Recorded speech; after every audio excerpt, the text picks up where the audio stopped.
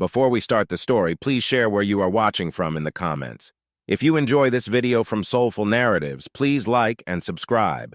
Have a great day. Enjoy the story, everyone. Samantha Evans felt both strong and broken at the same time. Standing in the doorway of courtroom 3A, she watched her soon-to-be ex-husband, Daniel Whitmore, fall apart. The judge's final words rang in the air. Samantha keeps her law practice, her belongings, and her dignity. The judge had really said that. The sound of her designer heels, the last fancy gift Daniel had given her before she learned of his betrayal, echoed loudly in the marble courthouse. Each step she took down the grand hallway felt like a victory. She had walked into the building feeling defeated, but now she felt like a queen taking back her throne. This victory should have felt sweet, but instead, it felt like the tears she refused to cry and the dreams she would never retrieve. "Samantha, wait!" Daniel's voice broke through the busy courthouse sounds, his usual pride replaced by desperation. She turned slowly, hoping this would be the last time she looked into his eyes. He was still attractive in that privileged way that had initially drawn her in, tall, well-dressed, sporting a confident smile. Behind him stood the Whitmore family in their expensive suits, whispering plans about appeals and revenge. Daniel's mother, Eleanor, with her shiny silver hair and cold blue eyes, was already on her phone, likely calling their lawyers. The Whitmore family had wealth, connections, and a history of ruining those who stood against them. But Samantha had something they could not understand. She had faced poverty, bias, and abandonment. She was a queen who had built her own life from scratch, and no one could take that away from her. "There's nothing left to say, Daniel," she replied, her voice steady even though her hands trembled. "The judge made it clear. The law practice is mine, the house is mine, and my dignity is mine. You can't actually think you'll be fine without my family's help," he scoffed, taking a step closer. His designer cologne, once pleasing, now made her feel uneasy. "You're nothing without us, Samantha. Just a girl who got lucky." Each of his words hit her hard, aiming to break the confidence she had built after years of struggling for her place in a world that had been unkind to her. But Samantha had been through worse. "I was never nothing, Daniel," she replied. "I just thought love could overcome the bitterness in your heart." She turned away, standing tall and holding her head high like the queen she was. "Goodbye, Daniel. I hope you find what you are looking for." With purpose, she walked away, her heels clicking on the marble floor as she made her way to the courthouse exit. The weight of the last 2 years settled on her shoulders.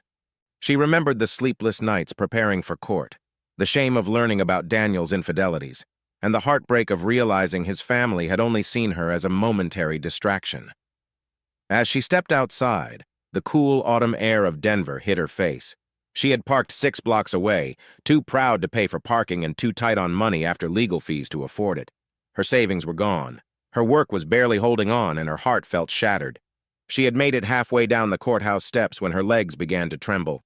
The rush of energy that had helped her during the hearing was fading, replaced by a tiredness so deep it reached her bones.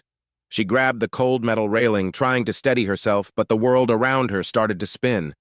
I can't, she whispered to herself, her breath coming in short bursts. The stress, lack of sleep, and emotional strain from the divorce hit her all at once. She hadn't eaten for 12 hours and hadn't slept well in weeks. Her body felt like it was shutting down. Her knees buckled, and she felt herself falling toward the steps. This was it.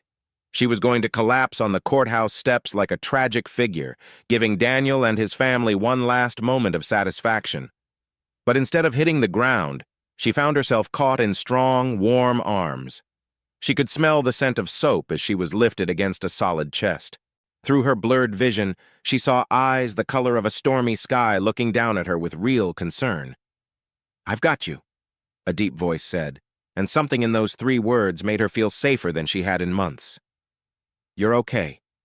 I've got you." Samantha tried to focus on her rescuer's face, but her vision was swimming. She could see strong features and light brown hair. He wore a flannel shirt and jeans, and his hands showed signs of hard work. "My sister went through something similar," he said softly. "Divorce court.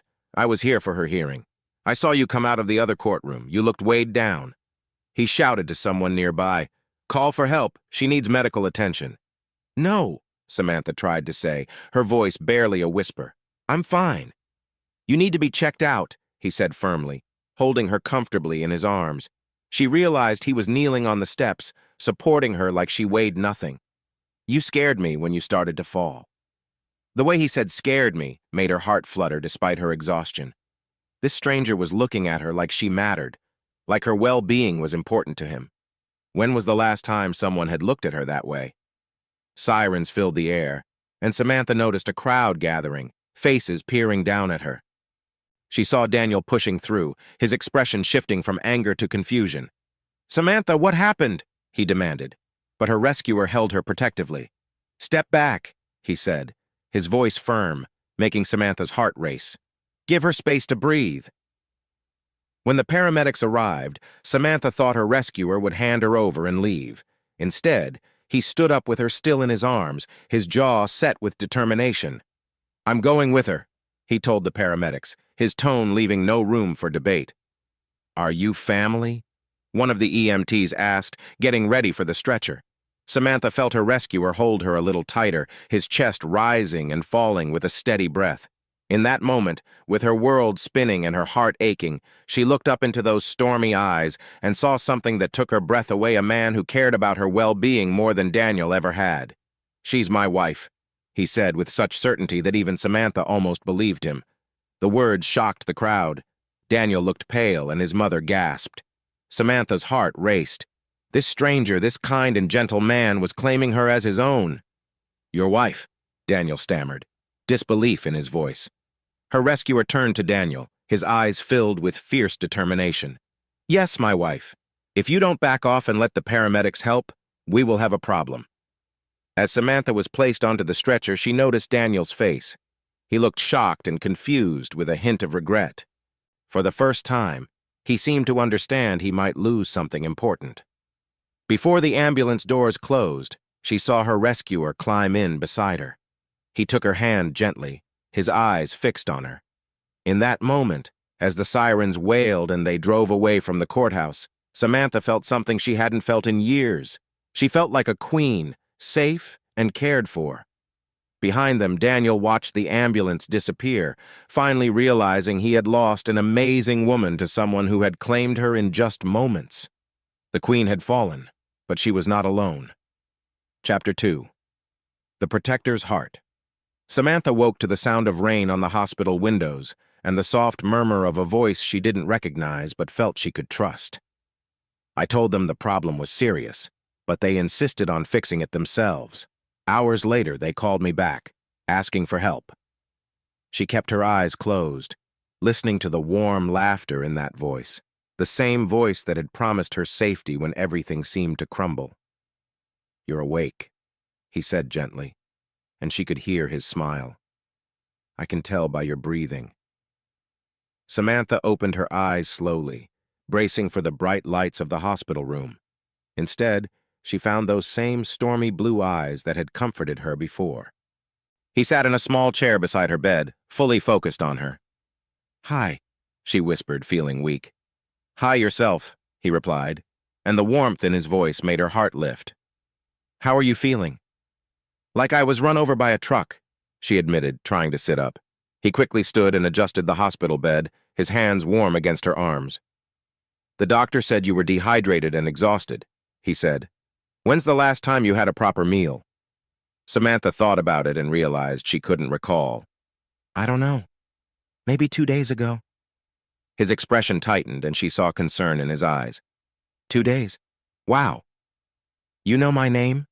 She asked, surprised. I asked the nurses. I hope that's okay. He settled back into his chair, but the tension in his shoulders showed he was still worried. I'm Nathan. Nathan Brooks. Nathan, she repeated, liking how the name felt. Thank you for everything. You didn't have to stay. Yes, I did. His voice was steady, leaving no room for disagreement. Someone needed to make sure you were okay. But you told them I was your wife. The words lingered in the air, and Samantha felt her cheeks flush. Why did you do that? Nathan was quiet for a moment, studying her face as if learning every detail. Because you looked like you needed someone to support you. He paused, running a hand through his hair. And that ex-husband of yours was treating you like you didn't matter. The strong concern in his voice made her catch her breath. You don't even know me. I know enough. He leaned forward, resting his elbows on his knees. I know you're a lawyer who just won a tough case. I know you're strong enough to walk out of that courthouse even when you're struggling inside. I know you're attractive enough to turn heads, and any man who tries to hurt you is making a mistake. Samantha felt tears well up in her eyes. You don't understand. I'm not someone men fight for. I'm not someone men want to keep. Then you've been meeting the wrong men. His simple words hit her hard. She looked at him, this kind man in work clothes and worn shoes, and felt something change inside her. I should go, she said suddenly, pushing the hospital blanket aside. I have work to do and bills to pay. Whoa, wait a minute. Nathan stood up again, his hands gently but firmly on her shoulders. The doctor wants you to stay overnight to make sure you're okay. You can't just leave. I can't afford to stay, Samantha said, the words spilling out before she could stop them. I don't have insurance for this, and I just spent everything I had on lawyer fees.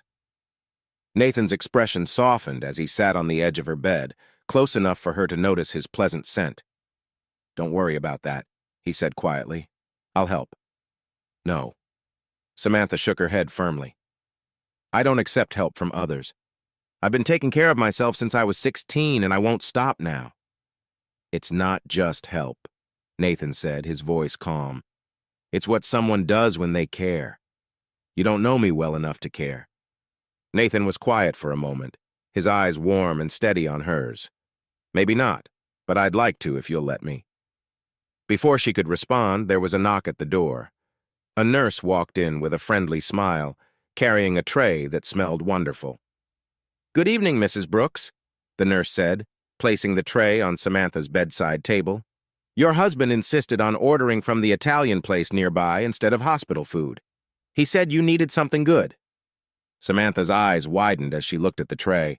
Homemade minestrone soup, fresh bread, and what looked like the best lasagna she had ever seen.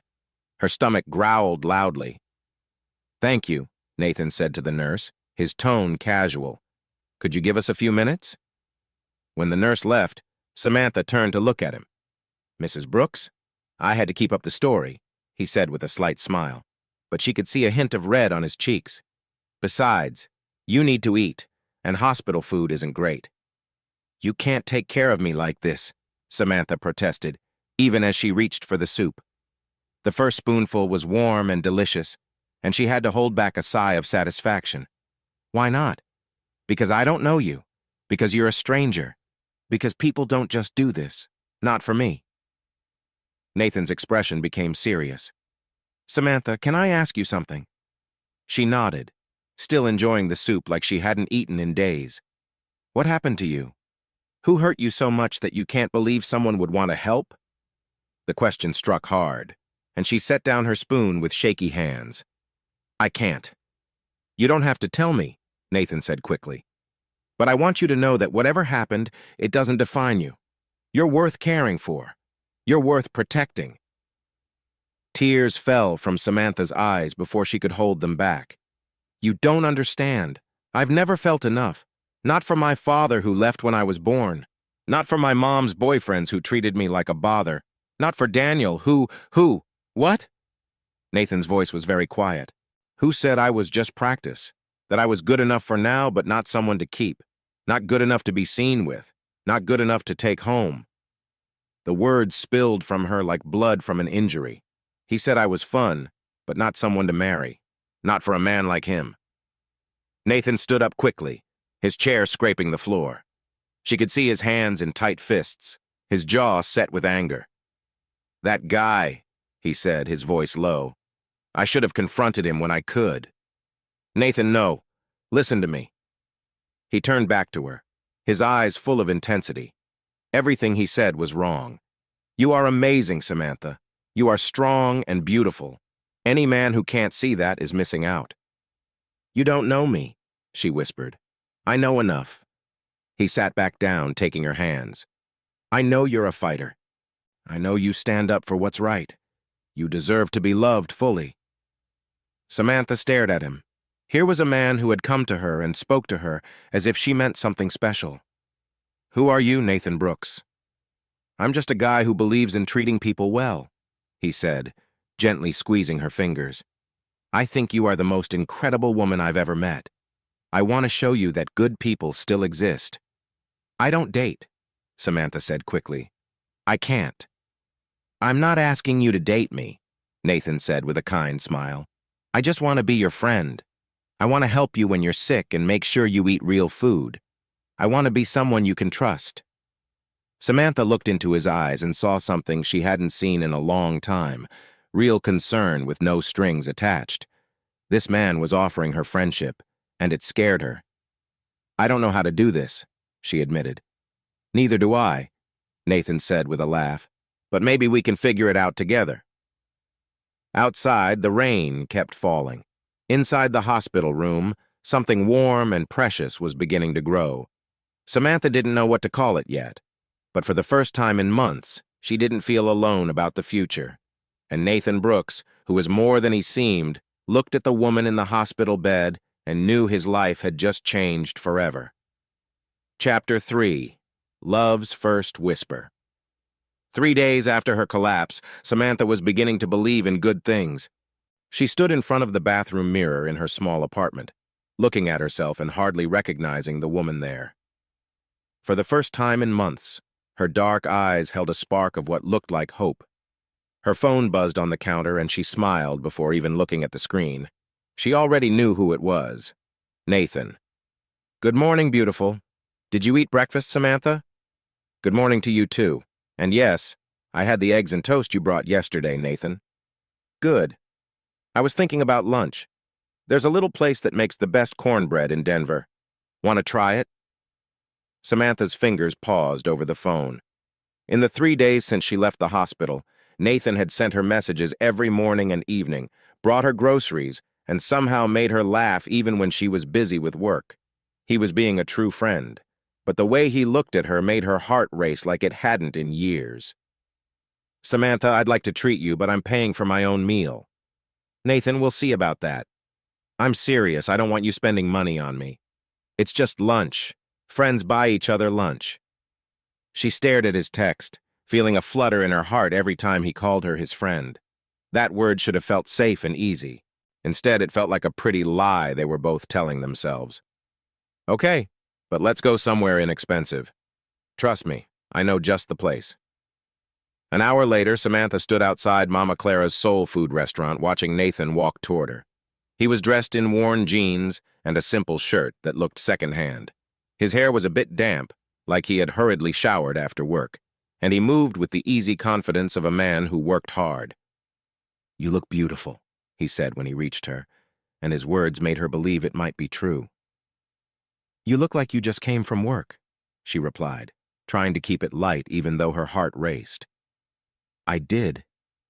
He showed her his hands, calloused from hard work. "Sorry if I smell like wood and paint." "You smell like you've been working hard," she said, and she meant it. "I like it." For a moment, something changed in his eyes, as if he hesitated, but then he smiled and pointed to the restaurant. "Shall we? Mama Clara doesn't like it when people stand in front of her door." Inside, the restaurant looked just like she expected. Checkered tablecloths, mismatched chairs, and a warmth from family recipes and love. The smell of cornbread and greens filled the air, making her stomach growl. "Nathan." A large woman with graying hair and a bright smile came out from behind the counter. "Where have you been? I haven't seen you in so long." "Hey, Mama Clara," Nathan said, accepting a big hug that could crush someone smaller than him. "I've been busy with work." "This is Samantha, the friend I told you about." Mama Clara turned to Samantha, her sharp eyes noticing everything. "So, you're the one who's got Nathan all mixed up. Child, you are even prettier than he said. He's been praising you like he's seen a miracle."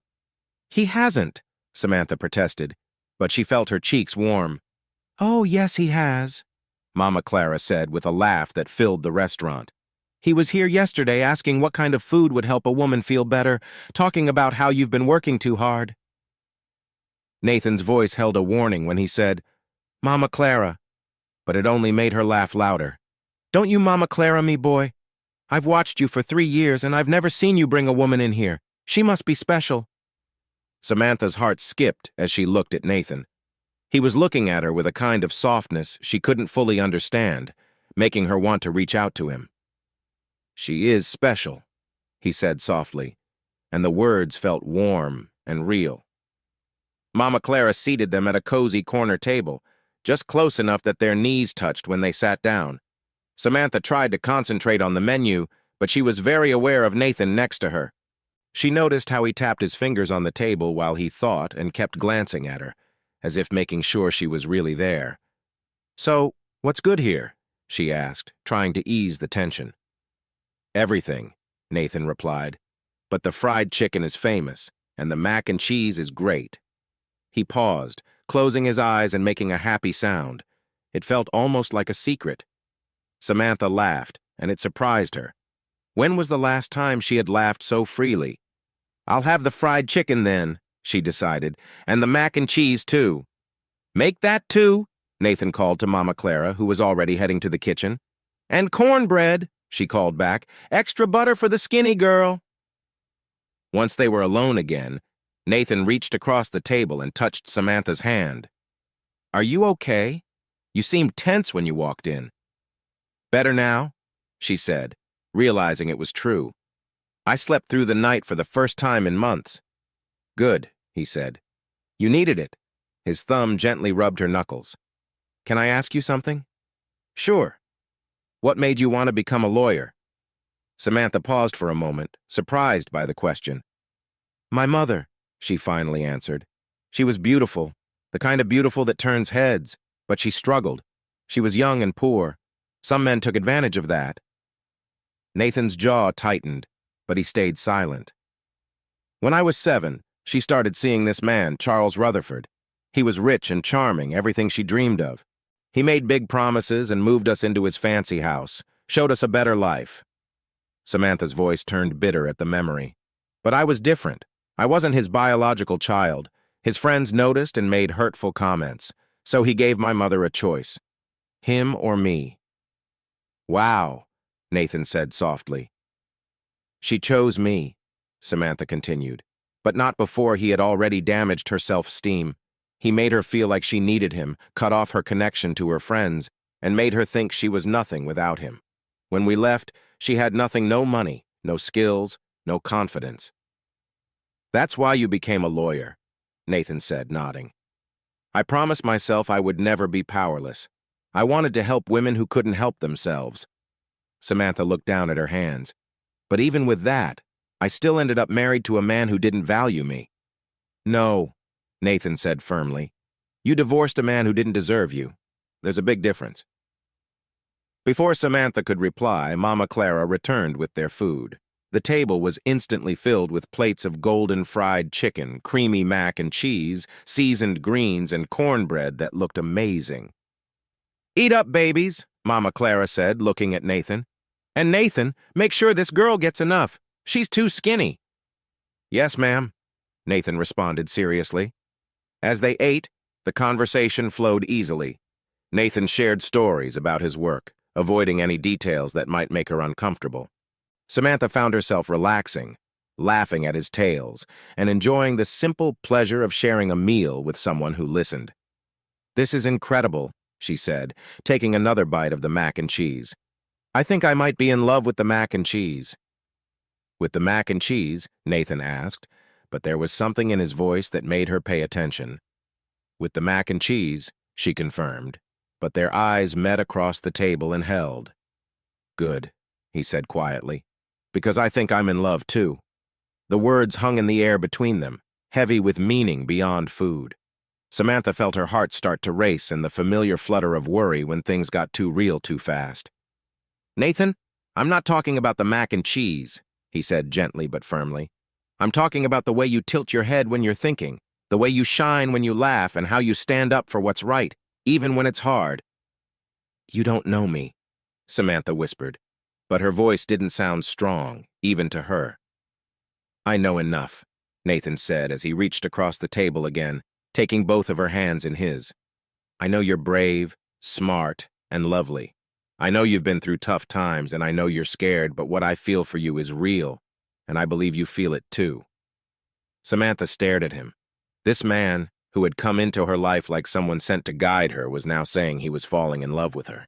The practical part of her mind screamed, "Warning, this is too soon, too fast, too risky," but her heart was saying something else. "I do feel it," she admitted quietly, "and it scares me." "Why?" he asked. "Because I don't trust myself. I thought I loved Daniel, and look how that ended.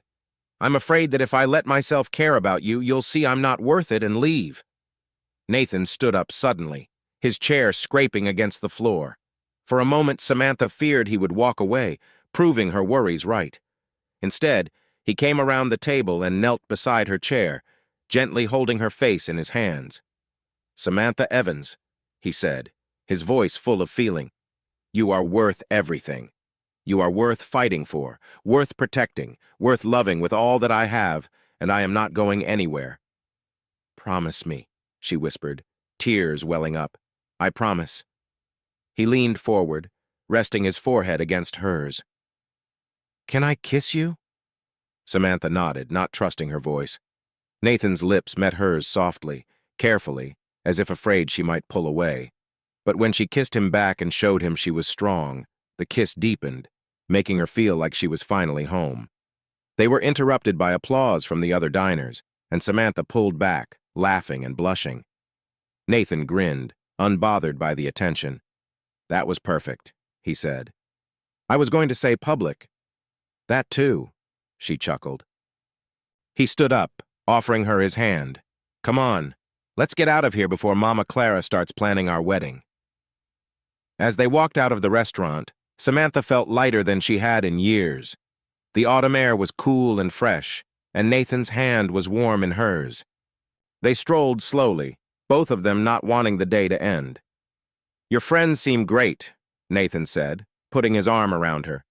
"I worried they wouldn't like me." "Why wouldn't they?" Samantha asked, genuinely puzzled. "Because I'm not a lawyer or a doctor or something like that. I work with my hands rather than my brain." Samantha stopped and faced him. "Nathan, you are the smartest, kindest, and most amazing man I've ever met. Anyone who doesn't see that is missing out." "I love you," he said, holding her face gently. "I admire your passion, intelligence, and strength. I love how you fight for those who need help." "You make me feel like I can take on the world," Samantha said, standing on her tiptoes to kiss him again. "I feel like I can do anything when you are with me," Samantha said. "You can," Nathan replied softly. "You showed that today." They kissed, and Samantha felt a familiar warmth grow inside her. After 2 weeks of secret kisses and lingering looks, she was ready for more. "Take me home," she whispered. "Your place or mine?" Nathan asked, his voice filled with eagerness. "Yours?" she said. "I want to see where you live." 20 minutes later, Nathan opened the door to a modest apartment in a working-class area. Samantha looked around at the simple furniture and the clean but worn carpet. The small kitchen had older appliances. "It's perfect," she said, really meaning it. "It feels like you. Honest and a little rough around the edges?" Nathan asked. "Warm and real and wonderful," she corrected, wrapping her arms around his neck. They shared a gentle, loving moment filled with soft words and tender touches. Nathan made her feel special in ways she had never known before. Afterward, they lay together in his bed, Samantha resting her head on his chest, listening to his heartbeat. "I've never felt like this before," she said softly. "Like I'm exactly where I'm supposed to be." "You are," Nathan said, his fingers lightly tracing her shoulder. "You're exactly where you're supposed to be." "Promise me something," Samantha said, looking up at him. "Anything," he replied. "Promise we'll always be honest with each other. Promise we'll talk about things, even when it's tough." Nathan tensed a little. "I promise," he said, his voice filled with feelings. "I promise I'll always be honest with you." "Good," she said, settling back against him. Because I can't go through another relationship based on lies. As Samantha drifted off to sleep, Nathan stared at the ceiling, feeling a heavy ache in his heart. He wanted to keep the promise he just made, but he was already dealing with a difficult truth that could ruin everything. He loved her deeply, and that love was going to cost him a lot. Tonight, he would hold her close and pretend that love was enough to face any challenge. Tomorrow, he would think of a way to share the truth without losing her forever. Chapter 4. Building Dreams. Together. Samantha had never believed in fairy tales until Nathan arrived at her door with a borrowed truck and a toolbox that looked like it had seen better days. "You don't have to do this," she said, watching him examine her new apartment with a careful look. "I can hire someone." "With what money?" Nathan asked, placing his toolbox down. "You just spent everything on legal fees. I'll figure it out. I always do." Nathan turned to her, and the look in his eyes took her breath away. "Samantha, I'm here because I want to be. Helping you makes me happy. Can you let me help you?" The truth was, she couldn't afford to hire anyone. Her savings were gone, and her job was barely getting by. This apartment was all she could manage. It was small and needed some work, but it was hers. "Okay," she finally said, "but I'm helping too." Nathan smiled. "I was hoping you'd say that. I brought you work clothes." He handed her a package from a thrift store. Inside were paint-stained jeans, a soft t-shirt, and worn work boots. "You bought me clothes?" she asked, touched. "I thought you might need something new, something just for you," Nathan said gently. He understood what she hadn't realized herself. She needed to create something fresh, something free from her past. "Thank you," she whispered. 20 minutes later, Samantha came out of her bedroom wearing the new clothes. They fit perfectly, and she felt ready to start something beautiful. Nathan had already moved her furniture and put down plastic sheets to protect the floor. He wore old jeans and a flannel shirt that made her heart race a bit. "Painting first," he said while opening the paint cans. "I picked colors I thought you'd like. The samples are perfect. Soft green, warm cream, and happy yellow. Just what I would have chosen," she replied. "How did you know?" she asked. "I pay attention," he answered while handing her a brush. "You like things that feel like home, not a store." They worked in a comfortable silence, enjoying the moment.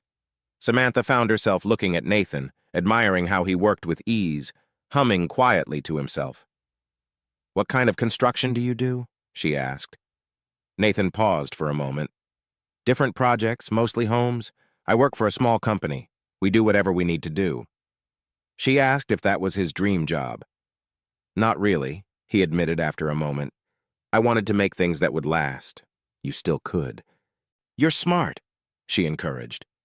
"But school costs money," he replied, his tone serious. "There are scholarships," she suggested. "My dad got sick when I was 18, and I chose to take care of him instead of going to college." His voice was steady, and Samantha felt sympathy for him. "I'm sorry," she said softly. "It taught me what matters most," he replied, looking at her thoughtfully. "Money doesn't define who we are. It just reveals more of it." Samantha recalled the wealthy people who misused their power. "Not everyone thinks that way," she said. Nathan moved a little closer, close enough for her to smell the paint and the hard work on him. "That's one of the things I admire about you," he said. The word admire lingered between them. She could see he truly meant it. "I know this sounds crazy," he said, putting down his brush and taking her face in his hands. "But I've never felt this way about anyone before. You inspire me to be better." "You're already wonderful," she whispered back. "Kiss me," he said firmly. Samantha didn't hesitate. She kissed him, tasting the paint and the promise of something new. His arms wrapped around her, pulling her close, and they shared a kiss that made her feel dizzy. When they finally pulled apart, they were both breathing harder. "We should get back to painting," he said, voice a little rough. "Probably," she agreed, but neither of them moved. "I'm not going anywhere," Nathan assured her. "Whatever happens between us, I'm all in." "Even with my issues?" she asked. "You're not broken. You're healing, and I want to be part of that journey." Tears filled her eyes. "I don't know how to let someone take care of me." We'll figure it out together, he promised, kissing her forehead gently. They painted and talked for hours, sharing stories while Samantha explained her dreams about law school. By evening, the living room looked completely different. The soft green walls felt warm and welcoming, and the cream trim was elegant. "It looks like home," she said with amazement. "It's beautiful," she added. "We make a great team," Nathan said, wrapping his arms around her from behind. "I can see us doing this for years." "Years?" she asked, looking up at him. "Maybe even decades if you'll have me. This is serious for me," he said. "It is for me, too. It's both scary and exciting. The best things usually are." They ordered pizza and sat on the floor while eating. Samantha shared her biggest dream, opening a legal clinic for women who couldn't afford lawyers. "That's beautiful," Nathan said, clearly impressed. "What's stopping you?" "Money, time, and the fact that I can barely keep my practice running," she replied. "Those are just obstacles," he said. "Not impossible ones." "Easy to say when you don't have a dream that costs more than you can earn in a lifetime," she countered. Nathan paused for a moment before suggesting, "What if you had help? Financial support?" "From where?" she asked. "I don't have rich friends or family to rely on. I'm just a girl from the projects who got lucky. There are grants and foundations, people who care about causes like yours. Maybe you could try now." "Why not wait until I've proven myself?" she replied. "Why wait?" Nathan urged. Samantha looked at him, someone who seemed to believe she could do anything. "Because I'm scared. I've lost so much already." "You won't lose. Not with me by your side. I believe in you, Samantha. I believe in us." Surrounded by the proof of their teamwork, Samantha felt real hope for the first time in years. Maybe she could have the life she always wanted. But Nathan, who had a lot of wealth behind the scenes, wondered how much longer he could keep up his act. How long before she found out he had the ability to make her dreams come true? How long before she realized the man she was falling in love with was not being completely honest with her? Chapter 5. A Deep Bond. Samantha never believed in soulmates until she saw Nathan hold her hand while she was feeling lost. She sat in her car outside the courthouse, her hands shaking as she held the case file that could change everything. Inside that file was the story of Isabella Torres, a young mother whose wealthy husband was trying to take her children away, saying she was unfit because she couldn't afford the life he wanted for them. This case was the most important one she had taken on since her divorce, and she was afraid of failing. "You can do this," she whispered to herself, but her voice sounded empty in the quiet car. "You have to do this." Her phone buzzed with a text from Nathan. "How are you feeling about today?" Samantha replied, "I'm scared. This case means everything to me. But what if I'm not good enough? What if I let her down?" "You won't," Nathan reassured her. "You're the smartest lawyer I know." "I'm the only lawyer you know," she replied, but his words still made her smile. "You've got this," he said warmly. "I believe in you." Some of the tension eased from her shoulders. In the past 2 weeks, Nathan had become her rock, providing support when she needed it most. He brought her coffee in the mornings and stayed up late helping her prepare for her cases. "Samantha, I care about you." She typed the words before she could think it through, then stared at her phone in surprise. They hadn't said it yet, not in person or through text. The words felt heavy on her phone, like a confession she wasn't ready to make. Then her phone rang. "Samantha?" Nathan's voice was warm and rich, making her heart race. "Do you mean that?" She took a deep breath and closed her eyes. "Yes, I mean it. I care about you, Nathan. I know it seems fast, but I do." "Thank goodness," he said.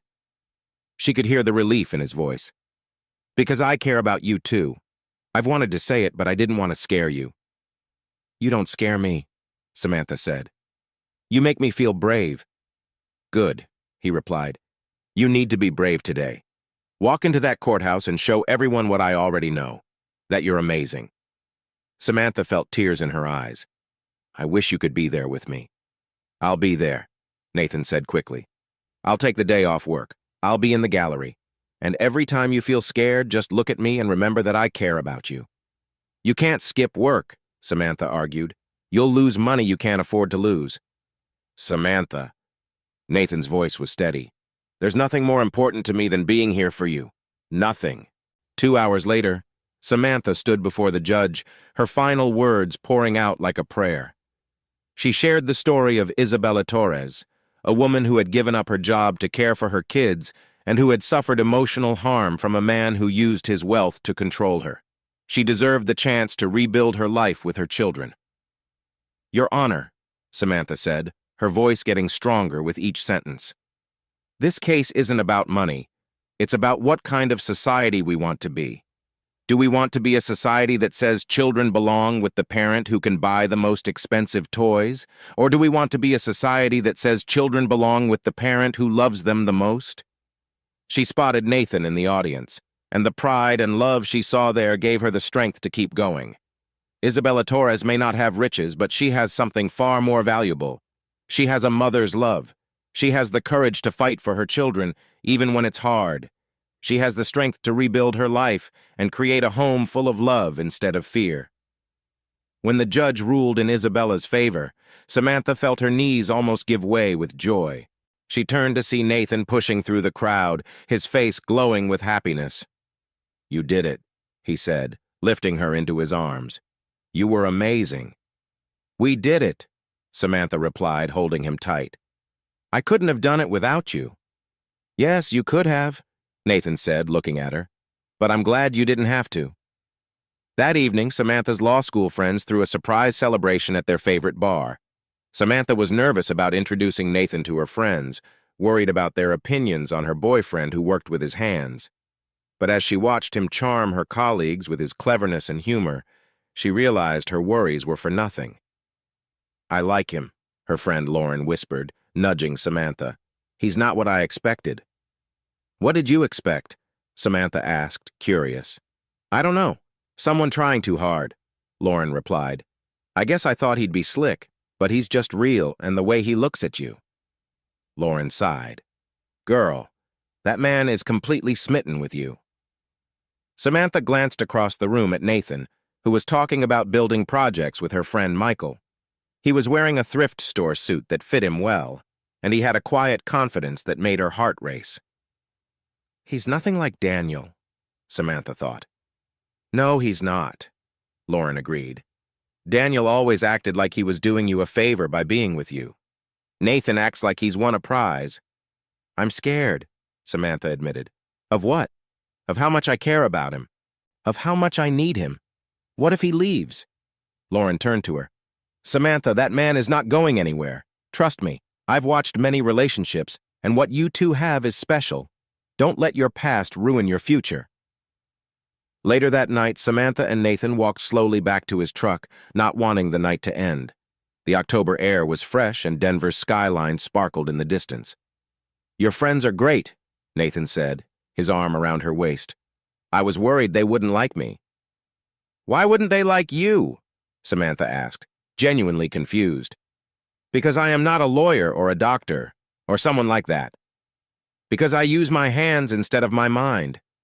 Samantha stopped and looked at him. "Nathan Brooks, you are the smartest, kindest, and most wonderful man I have ever known. Anyone who does not see that doesn't understand." "I love you," he said, holding her face gently. "I love your passion, your smarts, your strength. I admire how you stand up for those who can't stand up for themselves. You inspire me," Samantha said, standing on her tiptoes to kiss him. "I feel like I can do anything when you are by my side." "You can," Nathan said softly. "You already showed that today." Their kiss grew deeper, and Samantha felt warmth spread within her. After 2 weeks of secret kisses and meaningful looks, she was ready for more. She wanted it all. "Take me home," she whispered. "Your place? Or mine?" Nathan asked, his voice filled with eagerness. "Yours?" Samantha replied. "I want to see where you live." Nathan paused for a moment, and Samantha noticed a hint of hesitation in his eyes. "It's not much," he said finally. "Just a small apartment, nothing special." "I don't need anything special," Samantha said. "I just need you." 20 minutes later, Nathan opened the door to a simple apartment in a working-class neighborhood. Samantha looked around, seeing the basic furniture, the worn but clean carpet, and the small kitchen with older appliances. "It's perfect," she said, and she truly meant it. "It feels like you. Honest and a little rough around the edges. he said with a smile. Warm and real and wonderful, Samantha corrected, wrapping her arms around him. Just like you. Nathan carried her to his bedroom, and Samantha's breath caught at how gentle he was. He laid her down carefully, his eyes locked on hers. "Are you sure?" he asked, his voice very soft. "I have never been more sure of anything," Samantha said, reaching to touch his face. "I love you, Nathan. I want to be with you fully." Their closeness was slow and sweet, full of soft words and gentle touches. Nathan treated her with great care, making her feel valued in ways she had never known before. Afterward, they lay together in his bed, Samantha's head on his chest, listening to the steady sound of his heartbeat. "I've never felt like this," she said quietly. "Like I'm exactly where I should be." "You are," Nathan said, his fingers tracing soft patterns on her shoulder. "You're exactly where you belong." "Promise me something," Samantha said, tilting her head to look at him. "Anything. Promise me we will always be honest with each other. Promise me we will talk about everything, even if it's tough."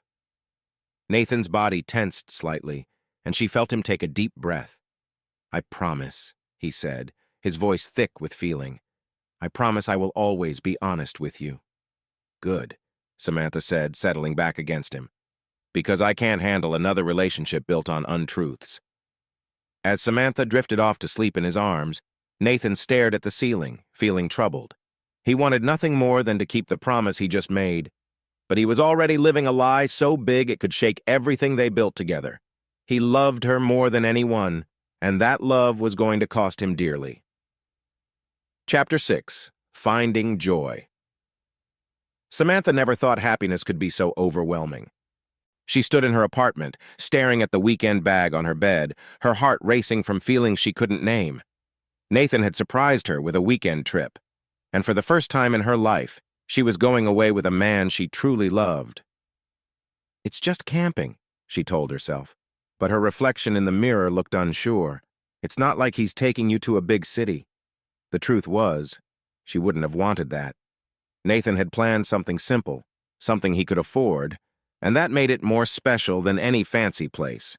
He was giving her his best, and that meant everything to her. Her phone buzzed with a message. Nathan wrote, "Ready for our adventure? I'm downstairs." She replied, "Coming down now.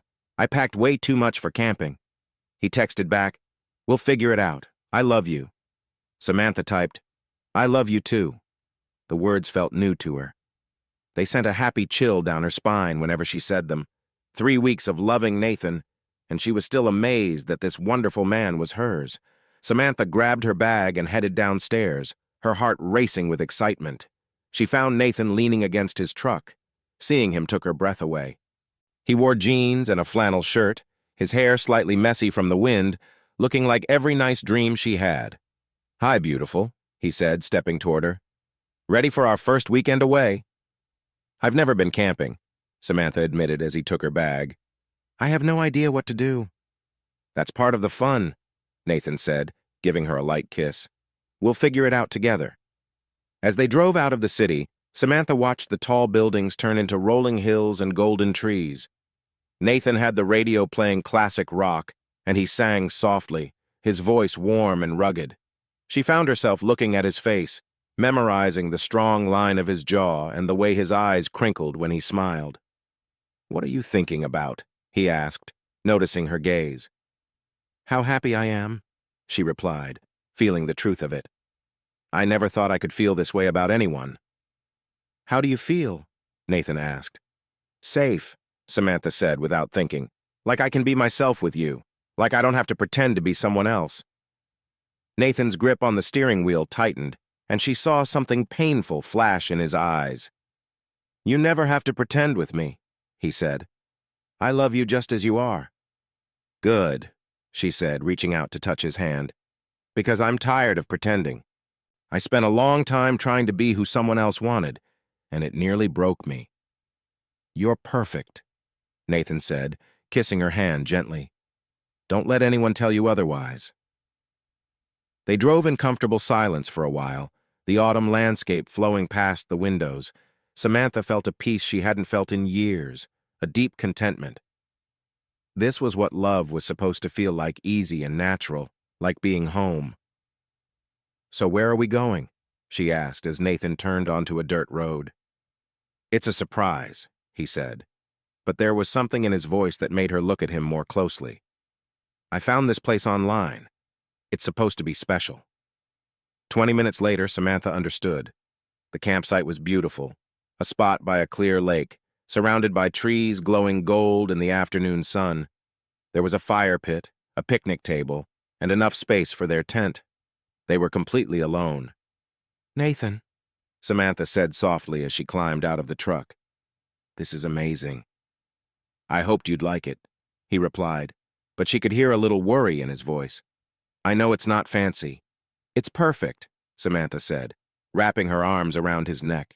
"It's absolutely perfect." As they set up their tent, Samantha noticed how smoothly everything was going. Nathan seemed to have thought of everything. There were extra blankets, a cooler with her favorite foods, and even a small camping stove for making coffee in the morning. "You really planned this out," she said, impressed by his attention to detail. "I wanted this to be special," Nathan replied sincerely. "I wanted to give you something beautiful." "You did," Samantha said, standing on her tiptoes to give him a quick kiss. "You gave me you." That evening, they sat by the fire. Samantha settled between Nathan's legs as they watched the flames dance against the darkening sky. The lake reflected the stars, and somewhere nearby, an owl hooted softly. "I could stay here forever," Samantha said, leaning back against Nathan's chest. "So could I," Nathan replied, hugging her tighter. "Just you and me and all the time in the world." "Tell me about your dreams," Samantha said suddenly. "Your real dreams, not the practical ones."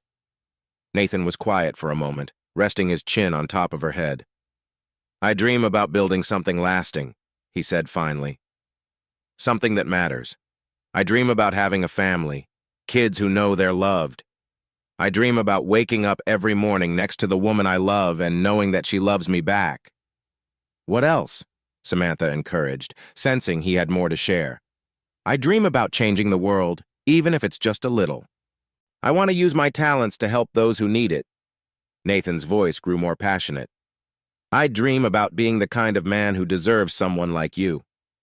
"You already are that man," Samantha said, turning to face him. "You're exactly the man I've been waiting for my whole life." "Am I?" Nathan asked, and there was a softness in his voice that touched her heart. "Yes," Samantha replied firmly.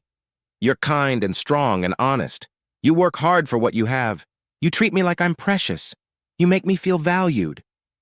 Nathan's eyes glistened with tears as he pulled her closer. "I love you so much. It scares me sometimes.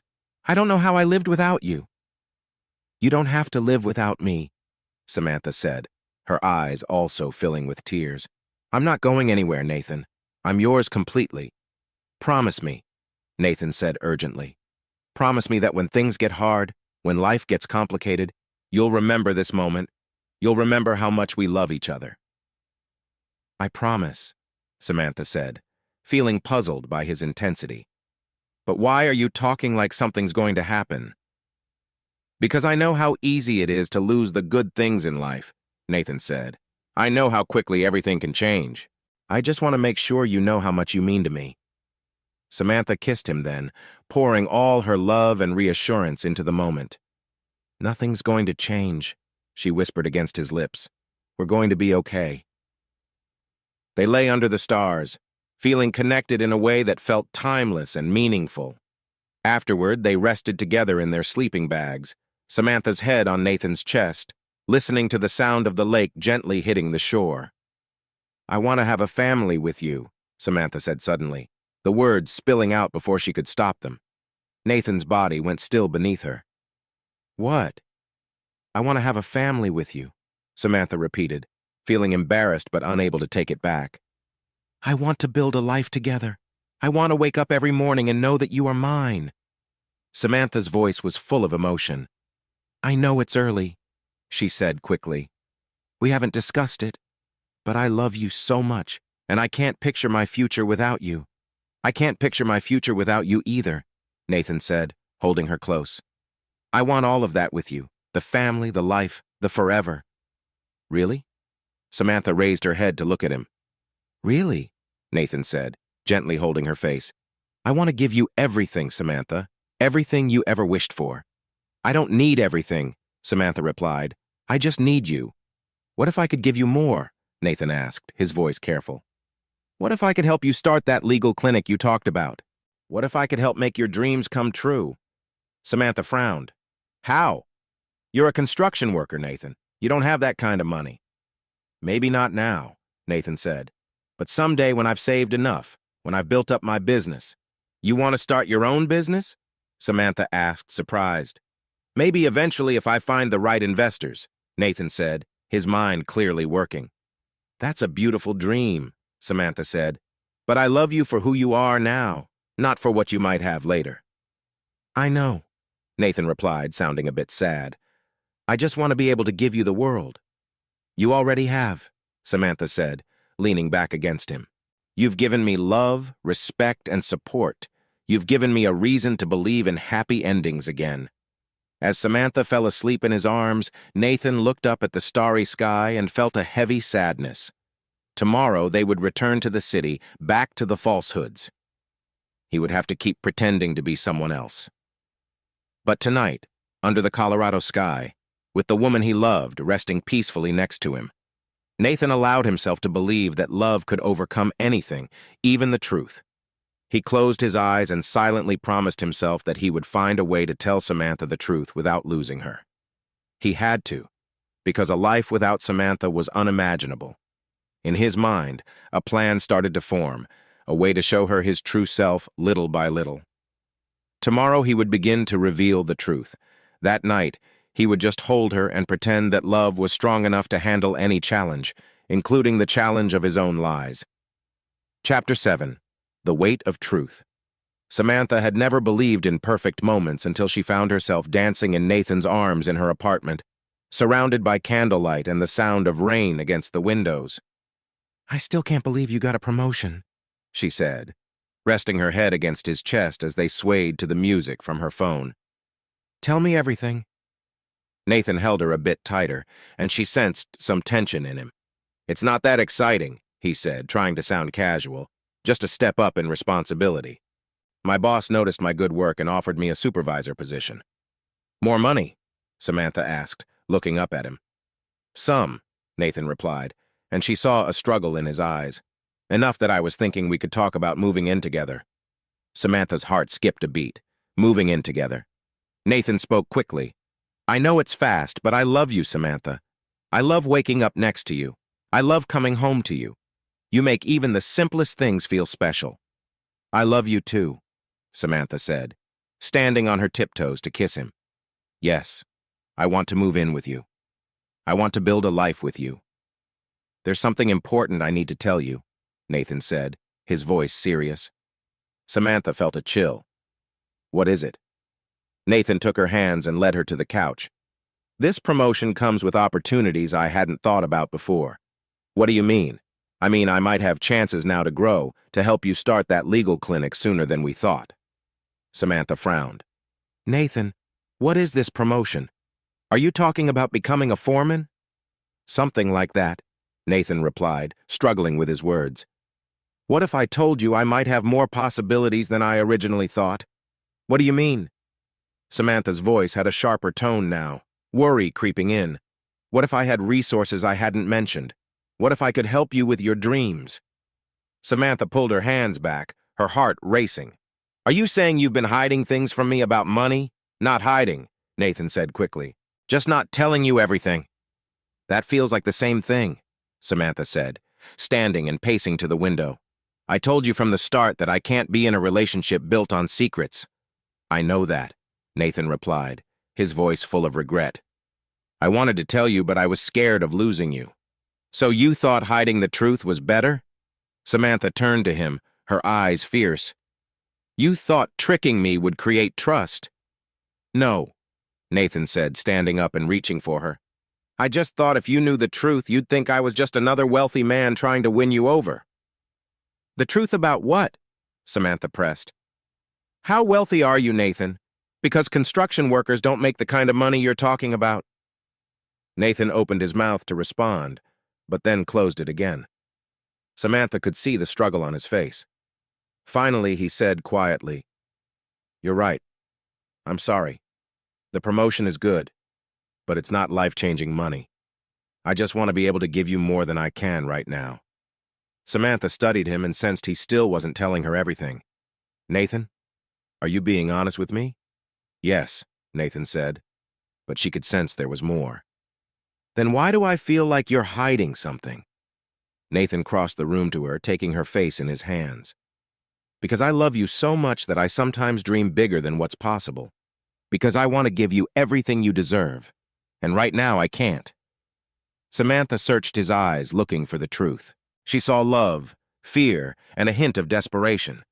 But she also saw the man she had fallen for, the kind and hard-working man who had caught her when she was about to fall. "I don't need you to give me everything," she said softly. "I just need you to be honest with me." "I am being honest with you," Nathan insisted. "I love you, Samantha, more than I've ever loved anyone. That's the only truth that matters." Samantha wanted to ask more questions, but she held back, trying to process everything. But looking into Nathan's eyes and seeing the love and openness there, she found herself nodding. "Okay," she said, "I believe you." "Thank you," Nathan said, wrapping his arms around her. "Thank you for trusting me." "I do trust you," Samantha replied, even as a small voice in her mind whispered warnings. "I love you, Nathan. I love you just as you are. Not rich, not poor, just perfect." The words hit Nathan hard. He closed his eyes, holding her tighter, and felt his heartache grow. She loved him for who he pretended to be, not knowing the whole truth about him. "I love you too," he whispered, meaning it deeply. "I love you so much. It scares me." "Don't be scared," Samantha said as she looked at him closely. "We're going to be okay. We're going to build something wonderful together." "Are we?" Nathan asked, his voice full of emotion. "Yes," Samantha said firmly. "Because we love each other. We're honest with each other. And we want the same things." Nathan nodded, unable to say more because of the lump in his throat. Samantha loved him for who he pretended to be, and every day he kept up the act was another day he felt untrue to that love. "Let's celebrate," Samantha said, brightening up. "Your promotion, our future." "How do you want to celebrate?" Nathan asked, relieved for a new topic. "Cook me dinner," she said with a smile. "Something simple and perfect, just like you." In the kitchen, they moved smoothly together, like partners who knew each other well. Nathan cooked while Samantha opened wine, and they talked about the future as if it was a promise, as if nothing could come between them. "I want to marry you," Nathan said suddenly, the words slipping out before he could stop himself. Samantha almost dropped her wine glass. "What?" "I want to marry you," Nathan repeated, turning to face her. "I know it's sudden. I know we haven't discussed it, but I can't picture my life without you. I want to wake up every morning for the rest of my life and know that you're mine," Nathan said. Samantha's voice was soft. "I don't have a ring yet," Nathan hurried on. "I can't afford what you deserve, but I'm saving up. I want to buy you something beautiful that shows how much I care." Samantha put down her wine glass and crossed to him. "I don't need an expensive ring," she said, hugging him. "I just need you." "Is that a yes?" Nathan asked, his heart racing. "That's a yes," Samantha said, tears flowing down her cheeks. "Yes, I'll marry you. Yes, I want to share my life with you." Nathan kissed her then, pouring all his feelings into that moment. She tasted like wine and tears, and he realized he would never love anyone like he loved her. "I promise I'll be a good husband," he whispered. "I promise to take care of you, to love you forever." "I promise the same," Samantha replied. "I promise to love you for who you are." The words felt heavy to him. She was promising to love a part of him that wasn't real. But as he looked into her eyes and saw her joy, he couldn't bring himself to ruin her happiness. Not tonight. Tonight, he would let her hold on to their dream. Tonight, he would embrace her and pretend that their future was built on honesty instead of secrets. Their connection was intense, as if they were both trying to show something to one another. Nathan admired her with gentle touches and soft whispers, learning every detail of her. Samantha opened her heart to him, trusting him completely. Afterward, they lay together on her bed, with her head rested on his chest, her finger drawing patterns on his skin. "I can't wait to be your wife," she said softly. "I can't wait to build a life with you." "What kind of life do you want?" Nathan asked, his voice filled with emotion. "Simple," Samantha replied. "A little house somewhere with maybe a garden. Children who will grow up knowing they are loved. Quiet mornings together and peaceful evenings." "Nothing fancy, just real," Nathan said sincerely. "That sounds perfect. It's everything I've ever wanted." "Good," Samantha said, kissing his chest, "because that's what we're going to have. You and me against the world." "You and me," Nathan agreed, though he felt burdened by hidden truths. As Samantha drifted off to sleep in his arms, Nathan stared at the ceiling, feeling weighed down by his secrets. He had almost shared the truth, ready to confess everything. But her words had held him back. She loved him just as he was, not knowing about his other life, that of a wealthy man. Now she was going to marry him, not knowing the truth about who he really was. The lie felt like a shadow over their happiness. He needed to tell her. But how could he shatter her joy? How could he risk losing the only love he had ever truly known? He promised himself he would find a way to make things right tomorrow. For tonight, he would hold her close and pretend everything was okay. Yet deep down, Nathan understood that tomorrow would bring the same worries and the same lies. Each day of silence was another day he let down the woman he loved dearly. The woman who was set to marry a man who wasn't entirely real. Samantha had never thought true happiness could be taken away until it happened with a single news report. While sitting in her favorite coffee shop and reviewing files, she looked up at a television nearby. The sound was low, but she could see the headlines scrolling across the screen. Tech leader Nathan Brooks receives humanitarian award for educational initiative. Her heart dropped. The man on the screen wore a sharp tuxedo, his hair perfectly styled and his smile confident. He was at a podium, accepting an award from the governor, surrounded by influential people. He looked like everything she had learned to be cautious about. He looked just like Nathan, her Nathan, but it couldn't be true. Her Nathan was a hard-working construction worker who wore simple clothes. He was honest, humble, and real. The man on the screen was Nathan Brooks, CEO of a major tech company worth billions. The coffee cup slipped from her fingers, shattering on the floor, spilling hot liquid everywhere. She stared in shock at the screen, seeing the man she loved, the man she was set to marry, shaking hands with powerful figures as if he belonged there. The coffee shop around her faded away, and the truth hit her like a wave, leaving her stunned.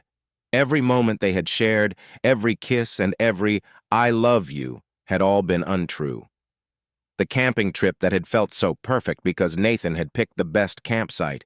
He always had what they needed just when they needed it, with tools that seemed too good for a construction worker and knowledge that went beyond just working with his hands. Samantha had been so hopeful, so eager to believe in love that she missed all the signs. She ran from the coffee shop, her vision blurred by tears and her chest tight with pain that made it hard to breathe. She drove through the streets of Denver in a daze, blowing through red lights and ignoring the honks of other drivers. She had to find him. She needed to look him in the eye and hear his explanation for this betrayal. The address she found online took her to a shiny downtown high-rise that shouted success. The Brooks Technologies building was a symbol of achievement, its glass and steel surface reflecting the Denver skyline like a mirror. Samantha sat in her car across the street, staring up at the building. She felt smaller and more insignificant than ever before. Suddenly, her phone buzzed with a text from Nathan. "Good morning, beautiful. Can't wait to see you tonight. I love you." Samantha stared at the message, her hands trembling. Even now, after she knew the truth, he was still being untruthful, still pretending to be someone else. She typed back, shaking as she wrote, "I know who you are." Her phone rang right away. "Samantha, let me explain." Nathan's voice sounded frantic. "Please, just let me explain." "What is there to explain?" Samantha's tone was eerily calm. "Explain how you have been lying to me for months? Explain how you made me fall for someone who isn't real?" I never lied about loving you, Nathan replied, his voice breaking. That was never a lie. I love you more than I've ever loved anyone. Where are you? I'm outside your building, Samantha said, and then hung up. 15 minutes later, she stood in the marble lobby of Brooks Technologies, feeling out of place in her simple dress and modest shoes. Everyone around her seemed to radiate wealth. The security guards wore expensive suits, the receptionist had perfect makeup and designer clothes, and the executives moved past her as if she were invisible. A woman in a smart business suit approached her. Miss Evans, mister.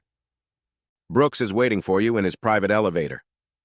Samantha followed the woman across the lobby, her footsteps echoing in the large space. The private elevator was impressive, with polished brass and rich wood, and it needed a key card to work. As they rose to the top floor, Samantha looked down at the city getting smaller beneath them, feeling as though she were going to a whole different world. The elevator opened into Nathan's office, and Samantha gasped. The space was huge, with windows that showcased a stunning view of the Rocky Mountains. The furniture looked very expensive, and the art on the walls was worth more than many people earned in a year. And in the center of it all stood Nathan, no longer the humble construction worker she had known. He wore a fancy gray suit that likely cost more than her monthly rent, his hair perfectly styled, and his shoes shining brightly. He looked like he belonged in this world of wealth, like a stranger to her. Samantha, he said, his voice filled with pain.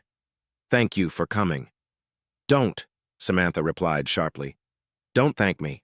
Don't act like this is some kind of reunion. Please let me explain, Nathan said, taking a step toward her. I can explain everything. Can you? Samantha's voice seemed calm, but it was anything but. Can you tell me why you've been lying to me since we met? How could you make me think you were someone you're not? I never lied about the important things, Nathan said with urgency.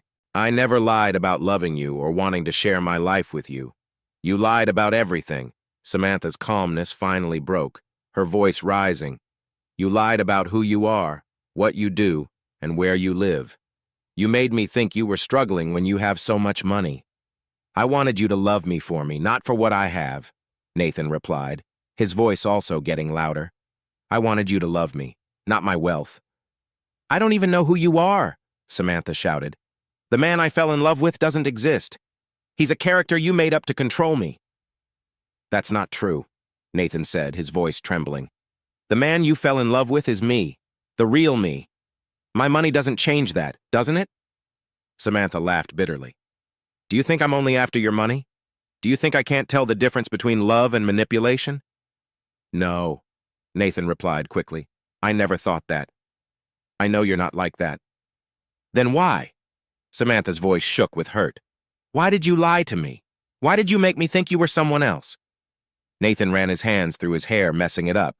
Because I was scared. Every other woman I've met has only wanted my money. I thought if you knew the truth, you wouldn't want me. So you chose to lie to me instead, Samantha said, her voice empty. You built our whole relationship on lies. I fell in love with you, Nathan said, tears streaming down his face. I didn't know how to share the truth without losing you. And now you've lost me anyway, Samantha said, her voice cold. Congratulations, Nathan. You've ruined the only real thing in your life. Don't say that, Nathan pleaded, reaching for her. Please, Samantha, I love you. It hurts so much. Don't touch me, Samantha said, stepping back. Don't ever touch me again. Samantha, please, Nathan begged. I know I messed up. I should have been honest from the start, but I love you and I believe you love me too. I loved a lie, Samantha said, her voice breaking. I loved someone who isn't real. I am real, Nathan said desperately. My feelings for you are real, are they? Samantha's voice was sharp with pain. Or is this just another game to you? Another way to play with someone who isn't like you? How can you think that? Nathan's voice was filled with sadness. Because you're just like him, Samantha said, her voice icy. You're just like every other rich man who thinks it's okay to toy with people's lives for fun. I'm nothing like him, Nathan said, his voice shaking. I love you, Samantha. I want to be with you, to build a life together. With your construction worker side? Samantha laughed bitterly. Or with the real Nathan, because I'm not sure which one proposed to me. Both, Nathan said urgently. They're both me, Samantha. Money doesn't change who I am inside. The money changes everything, Samantha said, her voice firm. It means you had the power to hurt me, and you chose to use it. I never wanted to hurt you, Nathan said, his voice breaking. I just wanted to love you. Well, congratulations, Samantha said, taking off her engagement ring. You've succeeded in doing both. She threw the ring at his feet, and it slid across the shiny marble floor like an old toy. Nathan dropped to his knees, trying to pick it up, forgetting about his nice suit. Samantha, please, he begged, holding the ring tightly. Don't do this. Don't end what we have. We don't have anything, Samantha said, her voice empty. We never did. It was all a lie. It wasn't a lie, Nathan replied, still kneeling. My love for you was never a lie. You love the idea of me. Samantha's voice was sharp. You love the fantasy of the girl who fell for your charm. That's not true, Nathan said, getting back on his feet. I love you. I love your strength, your intelligence, your passion. I love how you stand up for what's right. I love how you inspire me to be better. Then why didn't you trust me with the truth? She asked, her voice shaky. If you really love me, why didn't you trust me enough to be honest? Nathan opened his mouth to respond, but hesitated. The truth was, he hadn't trusted her. He was so afraid of losing her that he never gave her the chance to fully know him. I was scared, he said at last. I was scared of losing you. And now you have, Samantha said, tears running down her cheeks. Now you've lost me for good, and you've ruined any chance we might have had. There has to be a way to fix this, Nathan said desperately. There must be a way to make this right. There is no way to fix this, Samantha replied, her tone firm. You can't build a relationship on lies and expect it to last. Samantha, please, Nathan pleaded one last time. I love you more than I have loved anyone. Please, don't leave me. Samantha looked at him one last time. This man had saved her and loved her, yet he had also hurt her. He was still handsome, still the one whose touch made her feel alive. But he was also a stranger, someone who had been pretending in her world. Goodbye, Nathan, she said quietly. I hope you find what you're really looking for. She turned toward the elevator, her back strong, head held high. Even in pain, she was still a queen. Samantha, please, Nathan called after her, voice cracking. But the elevator doors closed between them, and Samantha Evans vanished from Nathan Brooks's life. Nathan stood alone, engagement ring in hand, feeling his world collapse. He had everything money could buy, but had lost the only thing that mattered, his queen. Chapter 9. Hearts in Exile. 3 months later, Nathan sat in his penthouse at 2 a.m., staring at city lights through tall windows, whiskey untouched on his desk. Success that once motivated him now felt like a prison. Each day without Samantha was another day of his life sentence. His phone buzzed Emily, his assistant. The foundation paperwork is ready for your signature. The Samantha Evans Foundation for Women's Legal Aid would start next week. Nathan had donated $50 million for free legal services across Colorado. Everything Samantha had wished for, but she'd never know it came from him.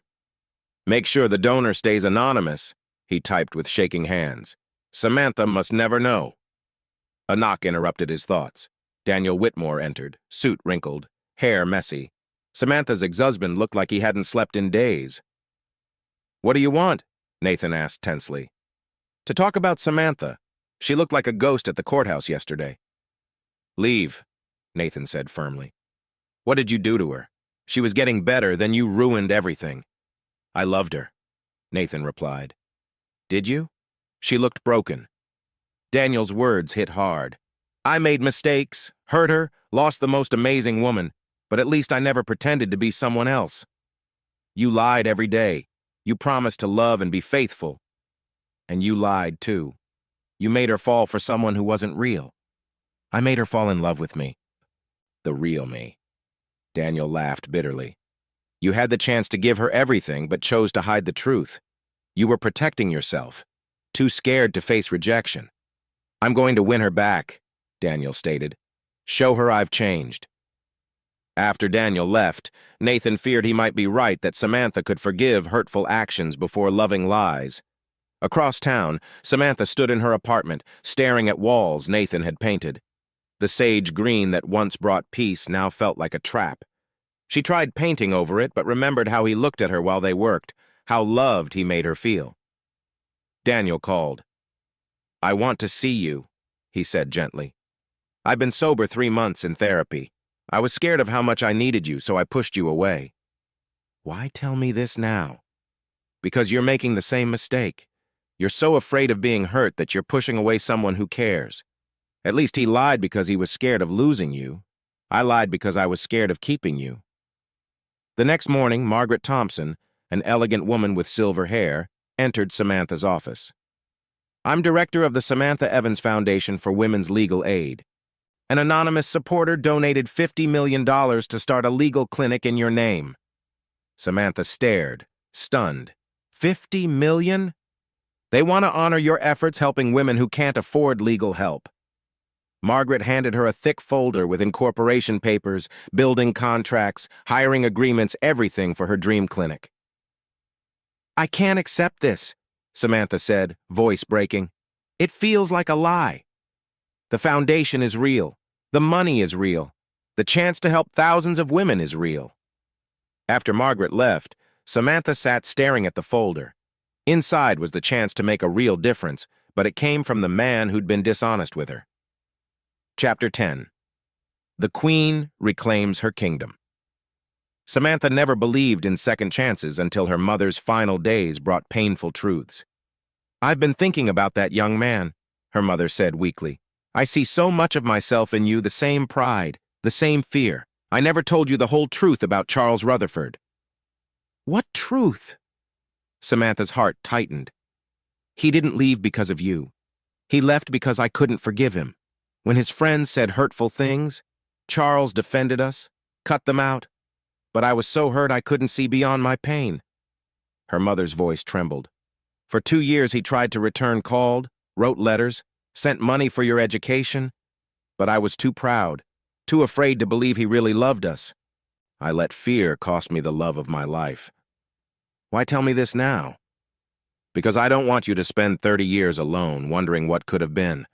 That young man lied about money, not love. Don't let fear guide you poorly like I did." 3 days after her mother passed, Samantha stood outside Brooks Technologies, foundation paperwork in her bag. She'd come to accept Nathan's offer, but realized she was really there to fight for her love. "Hello, Nathan," she said softly as the elevator opened to his office. He turned, eyes wide with surprise.